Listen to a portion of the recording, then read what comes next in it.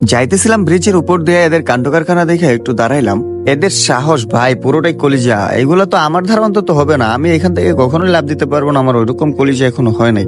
দেখেন কিভাবে লাভ দিয়ে দিল। ভাই রে ভাই, তুমি পারবা, তুমি একের একদম মানে ওর হাঁটুগুলা ছুড়ার অবস্থা দেখলে বোঝা যায় ওই কতটা ভয় পাইছে, কিন্তু লাভ ঠিকই মাইরা দিছে ভাই রে ভাই।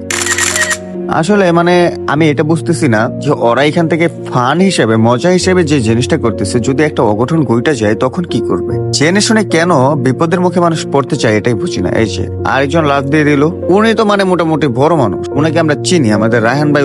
উনিও যদি এই বাচ্চা কাচ্চাদের সাথে আইসা জো দেয় তাহলে এটা তো মানুষ চায় না। রায়হান ভাই যদি আমার ভিডিও দেখে থাকেন তাহলে আপনার উদ্দেশ্যে একটা কথা বলি, আপনি এদেরকে নিরুৎসাহিত করবেন। আপনি এদের সাথে সঙ্গ দিয়ে এদেরকে যদি উৎসাহিত করেন, ফিউচারে একটা অঘটন এখান থেকে নিশ্চিত থাকেন আপনি। কেন এই ছেলেগুলা এখনো প্রাপ্ত বয়স্ক হয় না, এদের ভালো মন্দ বিচার করার মতো বুদ্ধিও এখনো হয়নি। বাট আপনাদের এখানে ওদেরকে বাধা দেওয়া উচিত, বা আমাদেরও এদেরকে বাধা দেওয়া উচিত। যদিও একটু বুঝাইছি যে এই জিনিসগুলা থেকে বিরত থাকতে, বাট জানি কাজ হবে না, কারণ এরা আমাদের কথা শুনবে না। যাই হোক, আমি আপনাদেরকে ভিডিওটা এই জন্য শেয়ার করতেছি, আপনাদের বাড়ির আশেপাশে যদি দেখেন যে এরকম ব্রিজ থেকে বাচ্চা কাচ্চারা লাফায়, অবশ্যই তাদেরকে সতর্ক করবেন, তাদেরকে অবশ্যই এগুলা থেকে নিরুৎসাহিত করবেন, দূরে রাখবেন।